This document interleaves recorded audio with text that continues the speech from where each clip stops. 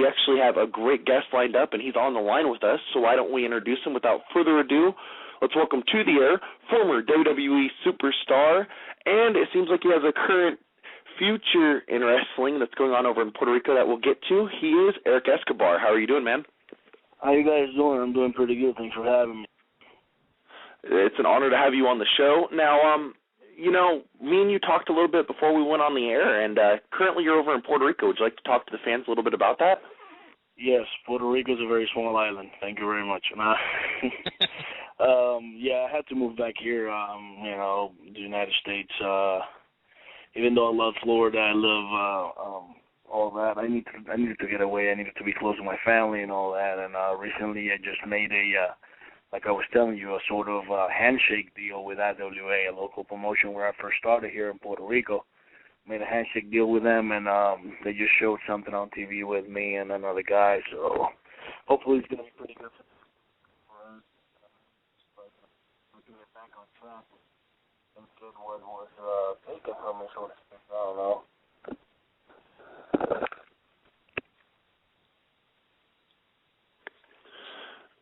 Now, growing up, were you a wrestling fan? If so, who were some of your favorites?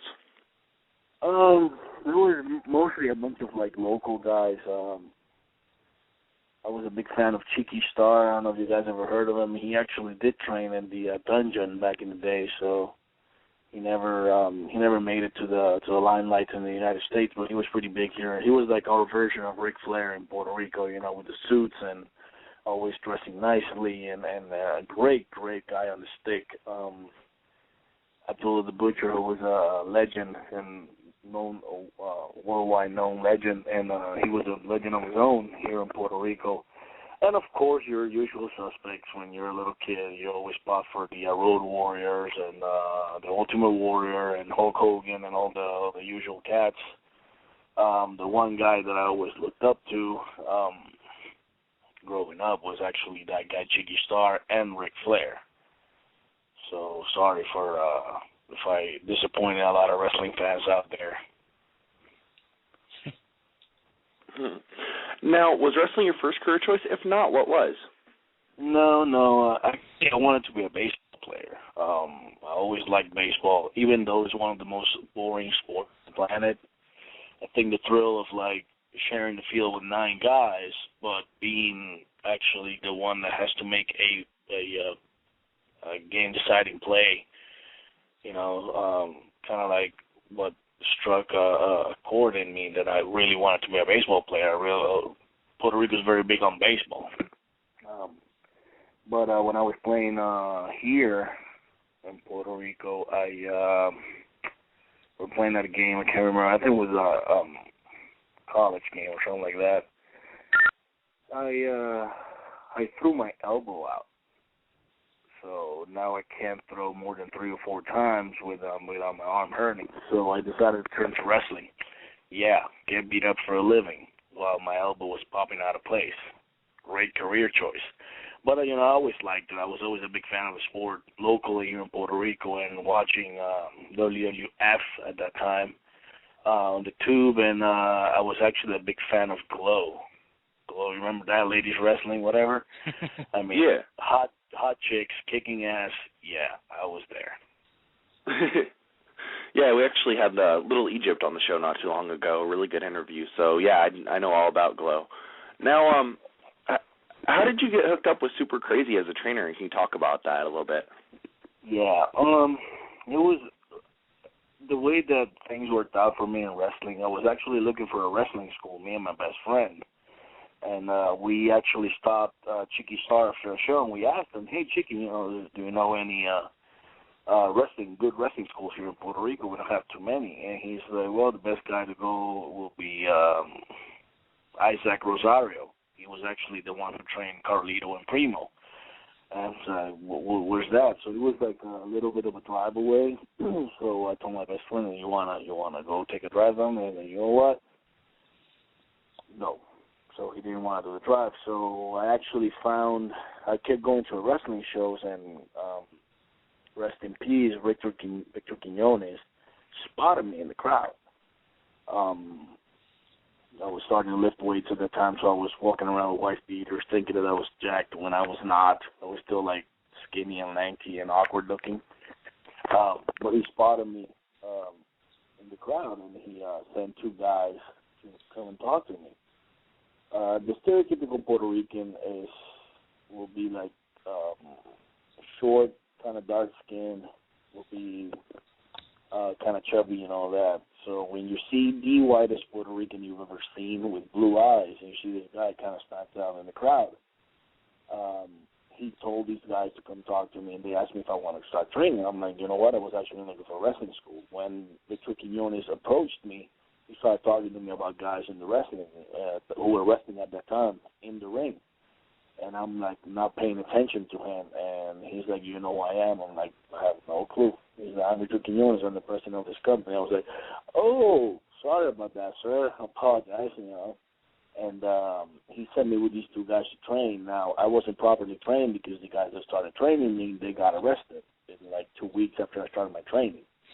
So all I learned was, thank God I picked up on it fast, my basic bumps. And I started going to the shows, and I told Victor, hey, listen, you know, these guys are nowhere to be found. He's like, yeah, I know they got arrested. I'm like, well, I didn't know that. So at that same time, Taka Michinoku was getting a dojo starting in Puerto Rico. So Super Crazy, he was wrestling at the time with IWA, so he told Super Crazy to start training a group of guys at that wrestling ring that Taka Michinoku had. So I started training with him there, and I told him right off the bat, I'm like, Crazy, no disrespect to you or to your heritage or what you do. I'm extremely big to try to do a whole lot of high-flying moves. I'll pick up on whatever I can, but I just want you to teach me the basics. And he was, like, very cool about it. He taught me everything I could learn. So he was very, very cool about that. Well, that's cool that he was at least accommodating and understood where you were coming from. Yeah. Do you have any memories of your first match, and who was it against, if you can recall? Let me see. I actually do not remember the guy. I do remember it was a three-way. This guy that was working for IWA wanted to get a little independent promotion going on the side just to make an extra money. So he told Victor, listen, I'll take him in and you know, put him in a couple of shows so I can get him ready. You know, kind of like a developmental system for IWA. But it was just, you know, he was trying to make a quick buck out of, like, you know, whatever guys he could get. So he put me in, like, a three-way match, and I can't remember the two guys that were in it. I do remember that my best friend ended up being the commentator for the show, and halfway through the match, I didn't know, he says up on the microphone with loud speakers, he's like, for Eric to win this match, you got to pin both guys. I'm like, okay. I didn't know I had to do that. So now I'm just like trying to think in my head what to do, because it was not only my first match, it was the other two guys' match too. So it was weird. I mean, it was like blind leading blind.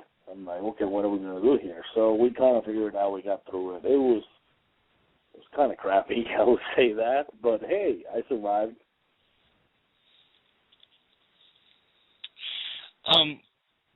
So growing up in Puerto Rico, Eric, there was when you were a child, the controversy with the Bruiser Brody murder that occurred. What are your memories of that, and you know how it was handled in the local media? Because if I'm not right, you were probably about 8 years old around that time. That was in '89, right? I think I was 9. Okay. To be honest, like I didn't pick up much on it when that whole thing happened, but I know it got plenty of coverage because the guy who got prosecuted for the whole thing, Vader, was like kind of like a big deal here in the island. You know, he was kind of like second in command after Carlos Colon, so, and wrestling was pretty big at the time. I do know that it got plenty of media coverage up to the point where Invader I think he disappeared for like 2 years. Like he wasn't able to go out without being bothered about the whole situation and all that. He actually disappeared for 2 years. I've heard that. I'm not sure. Like I said, I was a kid. It was like 21 years ago. So, but it was a pretty touchy subject, here in the island, and I still hear about it. People that know about the whole incident when I was in WWE, they would ask me. I'm like, dude, I wasn't involved in wrestling at all. Like, my dad never took me to any wrestling shows here in Puerto Rico. He never took me to any shows, period. He was not a big fan of wrestling. I was a big fan. I would watch it on TV, but that's all I could remember, that he actually did disappear for 2 years. Okay, now, early in your career, if I'm not mistaken, you worked for Savio Vega. Well, do you have any memories of working for him? Yeah. I mean, Savio was a very cool guy. They gave me a shot, him and Miguel Perez, alongside with Victor Quinones, that were running IWA. They gave me a chance to start this kind of learn the old school way. Like I said, I wasn't trained properly until I started training with Super Crazy, but at the same time, when I was training with Super Crazy, I was already wrestling for IWA. They gave me my little gimmick, and I was just running with it. Dutch Mantel was in charge of that. Savio was always trying to not teach us, but trying to tell us things that I've heard over and over and over again while I was in WWE. Like ring psychology, tell a story, don't call everything before you get in the ring, yada, yada, yada. And I couldn't understand them because of my lack of training. And maybe I think I got to the point where I pissed off everyone back there because I was asking question after question after question after question. I'm like, well, why? Okay, I want to do this, but why should I do it? Or, always asking a question, and everybody kind of got pissed off at me. I just wanted to learn. That was it. And I was trying to look for someone to actually teach me. I know they were running the company, so they were kind of very, not standoffish, but they were separated from that. They would tell us, but they wouldn't sit down with us to explain why, because they didn't have the time. Not because they didn't want to, it's because they didn't have the time to explain to us exactly what they meant. But once I got hired by WWE, it was 5 years after I started wrestling. So, roughly I started picking up on things and, okay, this is what they meant. And Luke Williams was another one who was always on top of me and trying to tell me to learn more and ring psychology and not call everything. But all around, Savio Vega I've always, kind of looked up to him because he was in WWE. Out of the Boricuas, when they had that group going at the beginning of the WWE Attitude Era, which is one of my favorite eras of WWE of all time, he was actually the standout of the Boricuas. He actually, I've actually heard some people say that if it wasn't because of Savio, there would be no Stone Cold. I wouldn't go all the way to that, because what made Stone Cold, it was Stone Cold. What made him him, it was himself. That was it. But that they did have some very good matches before Stone Cold became biggest thing in wrestling. Yeah, they had some great matches because Savio's a great worker and Stone Cold is a phenomenal worker. But if you look at Stone Cold the worker and Stone Cold, what makes Stone Cold, it was totally different, completely different. Stone Cold the worker, when he was Stunning Steve, it was good, it was a good worker, but that was it. But Stone Cold was huge and completely different styles and all that. So, but that's another subject. But Savio Vega, he's one of the best workers I've seen from the island. Period. Yeah, a lot of people say it's him and Pedro Morales that really put Puerto Rican wrestling on the map. Now, you had a long and stellar career in WWE's developmental territories, both Deep South Wrestling and Florida Championship. How did you first get in contact with WWE, or did they get in contact with you? I was working for IWA when I came across a very, very good job. I was working for an agency that works for Homeland Security. So I was trying to do federal security, but not federal jobs, like a federal contracted job. And it was crazy schedules. Every month I had to switch to a different schedule, so I wasn't going to have time to, fulfill my duties to IWA. So I told him, hey, I won't be able to come here all 4 days. So they told me, oh, you can't come 4 days, then don't come at all. I'm like, okay, well, thank you, and I left. So I spent like 8 months roughly at home doing nothing, just working. When I got a call from a friend from WWC, now he was very upfront with me. He said, you know what, the money ain't great, but they'll pay you decently, and you can come just 1 day a week. I'm like, okay, I can work with that. So I got back into wrestling.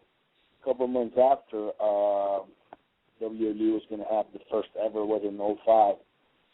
They were going to have the New Year's Revolution pay-per-view here in Puerto Rico. And I remember that the day before we were having a show, and I got busted open in the back of the head at the beginning of the match.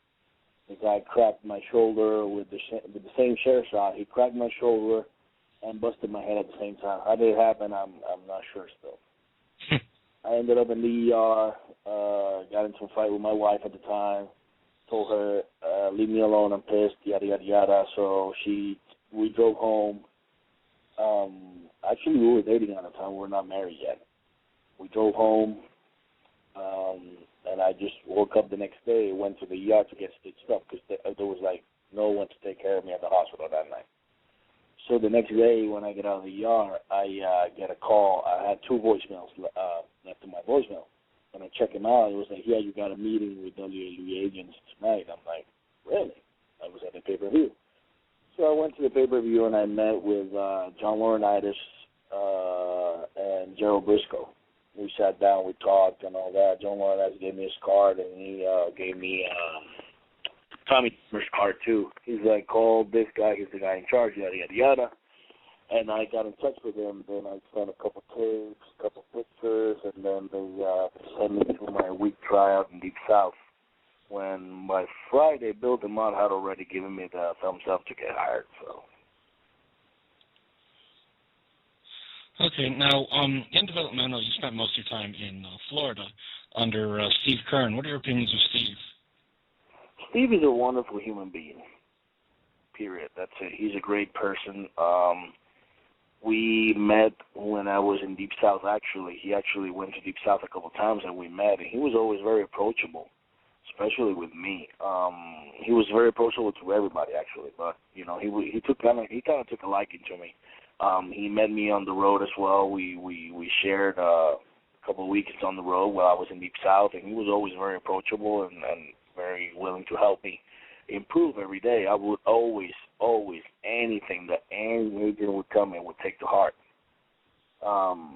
When they closed down Deep South, they sent us to Florida. Steve Kern would say, hey, I'm going to be in charge here, yada, yada, yada. And he was more than a trainer. He was more than an agent and a producer. He was more like a friend. But and I never got mad at him for anything. He actually one time put me in the spot because I was messing up royally. I mean, it was bad the way I was messing up, and he had no problem in chewing my ass out in front of everyone in the school. He had no problem, and to be honest, I respected him more for that he actually made an example out of me. It made me a better wrestler, a better performer, and a better person. After that, everything, he was like very, very cool with me. He was always, putting over my work, not only to the office, but to all the boys. I earned his respect, he earned mine, and we get along greatly. He actually called me like a couple of weeks back just to check up on me and see how everything was going on for me, and to actually blow off some steam. He was always telling me, these guys are messing up bad, yada, yada, yada. I mean, not messing up. The way the business is conducted now is different. These guys do not have the training that they had back in the day, where if you messed up in the locker room, they will beat you up. And that was it. These guys, they mess up, and sometimes they don't respect what they're getting. So he just, respect a little bit and whatnot. But all around, very cool guy, and he's a great guy. Now, while you were in developmental, you teamed with a lot of people who are well known. You know, guys like Sonny Siaki, Eddie Colon, just to name a few. What are some of your best memories of there? You know, you also wrestled against some of the biggest stars in the business. You know, what are some of the best memories, and you know, who do you really feel is of that group that you were with really has the most potential to be successful? To be honest, they probably they already have the success out of all the guys that I wrestle against, tagged with, and all that. I think Sunisiaki kind of retired from the business, family problems and all that. I hope he's well right now. Primo's just doing his thing on Raw. I tagged with MVP. He recently asked for his release, and I've known MVP for a while, since my IWA days, actually. We wrestled against each other in IWA a couple of times. And MVP has always been a man of his word. You know, he's always been a big fan of the Japanese wrestling, so I'm pretty sure that's what he's going to go do now. Who else? I actually tagged once or twice with Kofi Kingston. He's a superstar in WWE now. I wrestled against guys like Wade Barrett, Drew McIntyre, Sheamus O'Shaughnessy, D.H. Smith, Tyson Kidd, Caval. So pretty much you just have to sit down and watch Monday Night Raw, SmackDown, whatever show they're on right now, and you see what they're doing. You see that they are capable of carrying the torch, of carrying the company itself. You know, you got Wade Barrett, who's main eventing pay-per-views against Randy Orton. You got Sheamus main eventing pay-per-views against Triple H and Randy and Cena. So you know where these guys are going. You know these guys already have that superstar status. They're going to be the guys who replace the guys who are on top right now. So, I mean, I can sit down and tell you and praise their work and praise their etiquette and their professionalism and all that, but it's going to come short to what they're actually doing right now. So, yeah, you know, the fact that you held the Florida Championship Wrestling title, and you know you defeated Sheamus O'Shaughnessy, lost to Joe Hennig, who's currently known as Michael McGillicuddy. You know, what are your impressions of Michael McGillicuddy? You know, I watch him, and I think he's one of the he's got an incredible future, because not only does he have the pedigree, and he was trained by his father, but he also was trained by Harley Race. He spent several years down there in developmental with you a lot of that time. To me, he's always going to be Joe Hennig. I mean, I don't care what Michael, my whatever his last name is. He's always going to be Joe Hennig. Joe is an amazing performer. He just needs to come out of his shell completely. He, if you think about it, his father was so big. God rest his soul. Mr. Perfect. Everybody was a fan of Mr. Perfect at one point or another. It's amazing that he cannot try to compete against his dad, and I know he's not trying to, but he's his father's son. He's going to come out. So eventually, he's going to be one of the greats of this company. You know, he's a great worker. He's a great performer. He's pretty good on the mic. You know, everybody needs a little bit of work, and down there in developmental, you got one of the best stick men in the business ever, Dusty Rhodes. Dusty Rhodes, even when he didn't have anything to say, he will come up with something and make it sound cool, because that was Dusty. You know, but Joe Hennig, he's an amazing athlete, great performer, good friend. So I'm pretty sure he's gonna come into his own and become the great star that he's meant to be. Okay, now what are your feelings on Vince McMahon? Vince is the kind of guy that when he shakes your hand for the first time, he looks at you deep into your eyes. It's like he's kind of like looking into your soul. I don't know. He's got the thunder grip handshake, and he's got the deep voice. Nice to meet you, and all that. But all around, he's a great guy. He's like a mad scientist. He's probably talking to you, and I could see that his head was going like 1,000,000 miles an hour, just thinking of anything. I mean, even the simplest thing he could do with anyone. He's so passionate about things, and he's He's always working. I've heard, and I'm pretty sure he doesn't sleep. He sleeps like 3-4 hours a night. That's insane, man. He only catches his breath after Mania, and then he starts all over again. I mean, the guy's a machine. He works out. He looks like $1 million. He's worth like $100 million. You know, the guy's amazing. He's like a mad scientist, and he's just running.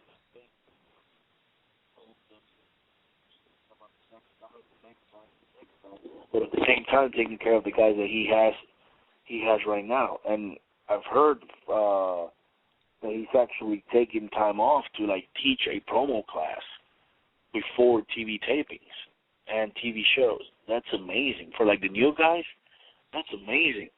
I mean, you're getting everything from the horse's head. He's telling you exactly what to do, what to do, how to do it, you know, what to say, how to say it, and how to act in the ring, how to have that ring presence. I mean, come on. He has made so many superstars, you know, in this business. It's unreal. It's unreal. Now, everyone has a when I met CM Punk story. Usually it's not too favorable. What's yours? A CM Punk story? Yeah, like the story of when you met CM Punk. Oh, no, we just shook hands. Hey, nice to meet you, CM Punk. Hey, nice to meet you, I'm Eric Press. At that time, I was Eric Press, and that was it. It was always okay with me, you know. It wasn't like we were hangout buddies or anything. He would shake my hand and, hey, how you doing? Hey, how you doing? And we would talk briefly and sporadically, and that was it. I mean, it's not like we hung out. I don't have any bad experience. Didn't have any bad experiences with him or anything. Okay, so you were originally called up to SmackDown in October of 2009 as Vicky Guerrero's boyfriend. You debuted on the anniversary show. You know, how did that come about? And how did you feel when that was your original push? I was cool. I was in shock at first. I was like, wow, I'm debuting like the anniversary show, and I know The Rock was going to cut a promo in that show. I was in shock. I was like, damn, this is pretty big. This is heavy. You know, and then they told me, say, yeah, you're going to be, because everybody kept talking around me and say, like, did they tell you already? I'm like, no, just, you know, are you guys ribbing me? Please, just tell me what's going on. Even Cena walked by. He's like, hey, did you do your stuff? I'm like, what are you talking about? Just go ahead and tell me if you know something. It was like a big mystery and all that, and Steamboat just came over and he was like, hey, did you hear the news? I'm like, dude, Ricky, stop. Tell me something. He's like, I got it right here, but I got to go do something. So he just left me hanging. I'm like, dude, what the hell? And everybody just kept egging it on, and until I think Ricky sat down with me and told me. And he's like, hey, this is what you're going to do, and Vicky's going to come out and choose. I'm like, what? Vicky's going to, what? So it was like, get out of here. And he said, no. And he showed me. I'm like, oh, this is awesome. You know, it was kind of big for me. I right away called my wife and, listen, I got a new girlfriend. She said, what are you talking about? I'm like, Vicky's always going to be my girlfriend. She's like, huh? She wouldn't get it at first. Oh, that's going to be, oh, okay, cool. Just do your thing and call me later. And that was it. But it was like a big shock for me.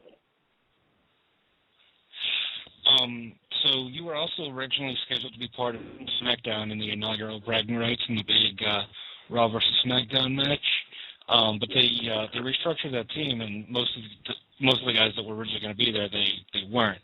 Was there an issue behind that, or was that like a storyline all the way? Do you have any details around that? No, actually, what we were told is that they saw the guys that were going to compete in the match, and they were like, they wanted more star power for the original bragging rights pay-per-view. That was it. That's what we were told.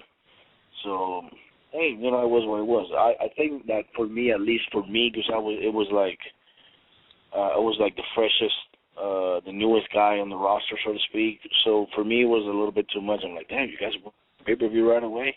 Just give me a couple more matches. But, you know, it is what it is. It's their call, and they do as they please. But, you know, it didn't work out. I got eliminated, and I wish I would have lost that match to Matt originally, because then it would have switched. I would have been on the losing team, and then I would have been part of the pay-per-view. But, you know, it is what it is. It happened. That's what we were told. It was they wanted more star power for the original pay-per-view. Yeah, no, your time didn't really last very long. You know, the relationship with Vicky Guerrero on screen ended pretty quickly, and then by January, you were gone from WWE. What were the circumstances around that? To be honest, like so one person from the creative team kind of admitted that they dropped the ball with it. They should have let me be a heel and let people, you know. I think they saw the success that Edge and Vicky had and the storyline and all that. I'm not saying that they wanted me to get the same reaction as Edge because Edge is a megastar, but they were kind of like hoping that it will pick up faster. You know, and when they didn't see it, so it was like, okay, let's move on to another thing. You know, so they changed it and all that. At the same time, I was being, most of my time at FCW, I was being a babyface. And Dusty built me up as the biggest babyface they had in FCW. So it was kind of like a mixed bag. I don't know, it was kind of like and the original Escobar character wasn't going to be like that at all. The original Escobar character was supposed to be like a lousy actor who was a douche backstage, and at the same time was going to be a con man. He was going to con his way to the ranks in WWE. That was the original character. But, you know, they decided to change it and all that, and they decided to, like, kibosh my relationship with Vicky and all that. So, I don't know. It's just one of those things, like, I guess, my part, they kind of dropped the ball. I dropped the ball. Everyone dropped the ball at the same time. I was like, okay, let's move on. But, you know, I have no regrets. I'm not sorry. I'm not mad at them at all. Now, initially, how did you feel about your being released so soon after you started? If you want to get like a cool story about that, you should call Kofi Kingston, because when he called me and started cracking jokes, and he was like, "That's unreal." He's like, "I thought you were gonna be destroyed." I'm like, maybe it was time for me to move on. I mean, I got released. There's a saying in wrestling in this sport: the longer you stay, eventually you're gonna get fired. Everybody's gonna go through that, you know. Except for even Vince McMahon, according to sources, he can get fired. He's got a publicly traded company.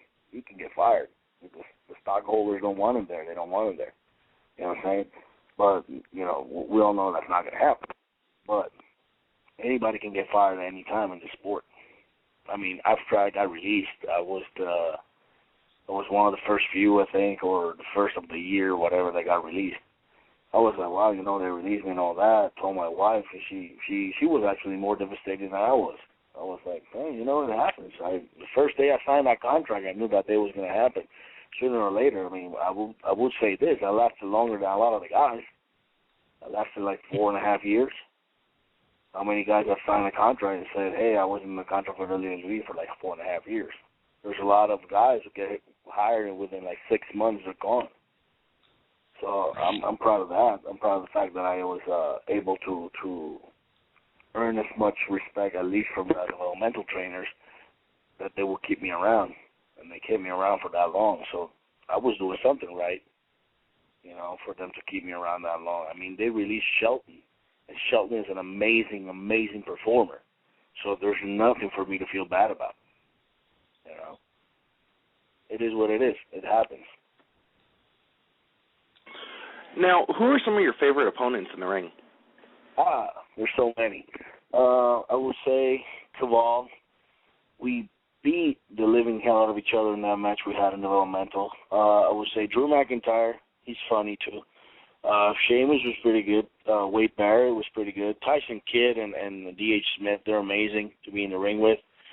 I would say John Morrison was pretty cool. Jericho. My God, I almost got a win against him until big guy came in and beat me up. Those are some of my favorites. Most of the guys, I mean, you know, I spent most of my career in developmental, so I can speak a lot for the guys that I work in developmental with. But from the main roster, I would have to say Jericho and Morrison. Now, who are some of your least favorite to work with? Like, who are some of the hardest people you've been in the ring with, just to work with and just deal with in general?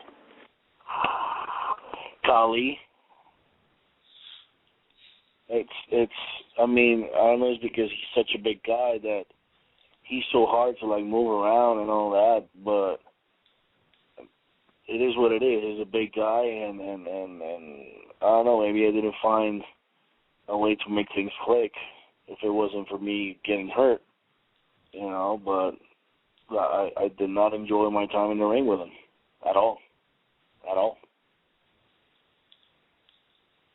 Now, what's a rib or a road story you can share with our listeners? A what? A rib or a road story that you can share with our listeners? Okay, can I use foul language here?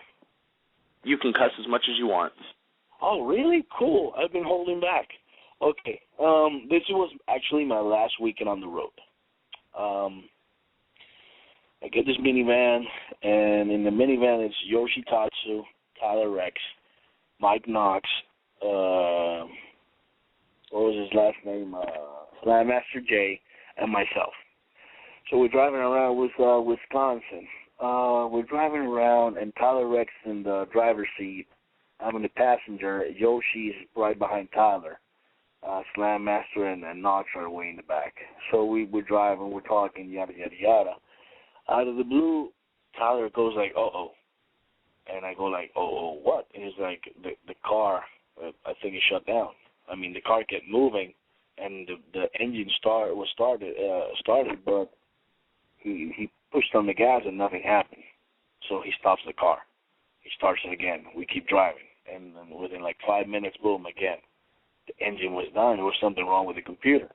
So we decided to call the rental place. So we called the rental place, and Tyler's like, you know, he's very well-mannered and all that. And he's trying to talk to them. He's like, listen, we're in the middle of nowhere in Wisconsin, and we need help. We need to find another place to get another car. We got to be in Green Bay by tomorrow morning or tonight. Oh, well, there's nothing we can do. The nearest station that you guys have from where you guys are at is like an hour and a half away. Are you kidding me? No, I'm not kidding you. So he passes the phone to Slam Master J. Now, Slam Master J, he's Southern.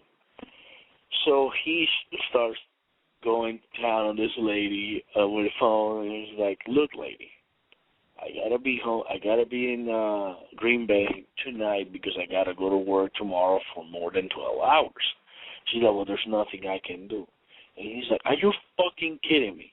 I got to fucking drive all fucking night to get to a fucking hotel, go to fucking work tomorrow to 12 fucking hours.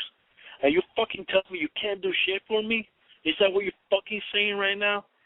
And she's like, I'm sorry, sir. I mean, but cussing won't do anything for you. Like, are you fucking kidding me, you fucking bitch? And he's like cussing her out. I'm just laughing at all this. I was like, dude, there's nothing she can do. So I kind of turn my head and go to sleep. I'm like, what else are we going to do? We might as well just spend the night in the car. So Tyler's is kind of freaking out. Yoshi doesn't know where he's at. Knox is in his own little world back there. And Slam Master J is cussing this poor lady out, and she hangs up. And he's like, oh, no, she hung up on me. And she hung up on me. EP, will you take care of this shit? So he calls her again, and I pick up the phone. And I'm like, look, car, something wrong with the car. Could you at least get us a tow truck or something that will help us out? Well, if you could tell me where you're at, I'm like, okay, I'm going to look out the window right now and give you a couple of bullet points and see where I'm at. All I see is white and trees. I see nothing. We're in the middle of nowhere, and there's nothing you can do for us, not even a tow truck. I got no signs, no nothing to tell you where I'm at. And she said, well, there's nothing I can do. The best thing you guys can do is stay at a hotel. We can send a car in the morning. I'm like, see? You find out something that we can do. And in the meantime, Tyler was playing around with his phone, and he found a hotel like 5 minutes down the road. He's like, guys, there's like a hotel 5 minutes down the road. I'm like, so we get out and push the car. He's like, no, I can start it and we can drive it. I can keep it under like 20 or something like that, so the car wouldn't fail again. So for some apparent reason, Slam Master J decides to grab the phone again and cuss the lady out. See, you fucking bitch, you helped him, you didn't help me. You didn't do shit for me, you fucking bitch. Now go fuck yourself. and he hung up on her. So we just spent the night, and we got to the hotel. It was a small town hotel. It was kind of broken down, but it was nice. It was clean. That's the best thing you can find on the road, a clean hotel. So we get two adjacent rooms, and Yoshi, it was Tyler and me. We were going to take one room, and the Slam Master Mike Knox was going to stay in the other room. Now, Yoshi's, like, standing in the front door of the room, and he's, like, looking at me, Eric, can I stay with you? I'm like, no, you go get your own room. And he was about to cry. I'm like, dude, where else are you going to stay? I'm giving you my stuff. Go to bed. So we let him stay. We all crashed that night, and it was a pretty like last experience for me in the road. It was pretty cool. I liked it. I don't know, just making fun of Slam Master Jay cussing out the lady, and then ripping Yoshi Tatsu to hate to sleep with us. Nice. Now, how can a promoter get in touch with you? Through my email. It will be Pure Escobar @yahoo.com. I take bookings mostly for the weekends and all that. That was part of the agreement with IWA that if I got booked in the States, they will give me the time off, no questions asked. They actually encouraged me to get booked, outside of Puerto Rico. I did a show not too long ago in Georgia for Bill DeMott. He's actually running NEW, New Wrestling. They have a show tonight. Luke Gallows is going to be in the show. Micah Taylor, Tracy Taylor, former developmental superstars. It's very good people. Small operation, but very good on their word. They put on a very professional, very good show. I wish them nothing but the best. They had me for the first inaugural show. It was pretty good. We had for the standards of what they did their research around small time independence around that area. They were drawing 50, 60 people. We actually drew 250 for the first time, so it was pretty good for what they have going on around there. And on my Facebook, which you guys have, I don't know how the Facebook accounts go. It's a facebook.com/ in the name, right? Yeah. Okay, so it's facebook.com/ Eric Escobar. Yeah, there's a few of Eric Escobars out there, fake ones. Just make sure you're talking to the right one, and you guys have the right one, obviously. So if they ever want to book what was that word they had for me, a head case? Yeah, that was actually the best storyline WWE Creative came up with that never made it to WWE TV, me being a head case. That was amazing.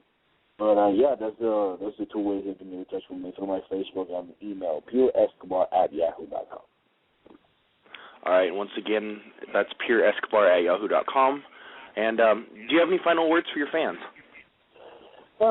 You have not seen the last of Eric Escobar. There's still some left, unless my wife beats me to death, which she does on a regular basis. I'm just kidding. I beat her up. You have not seen the last of me. You never know. World goes around, man. At a given moment, WWE is going to call me back, and I might be on the WWE SmackDown or Raw roster. You never know. Well, I'd like to thank you for coming on today. You've been a great interview, and we'd love to have you on again another time. Yeah, man, no problem. Just hit me up. All right. Thank you very much for joining us. Thank you guys for having me.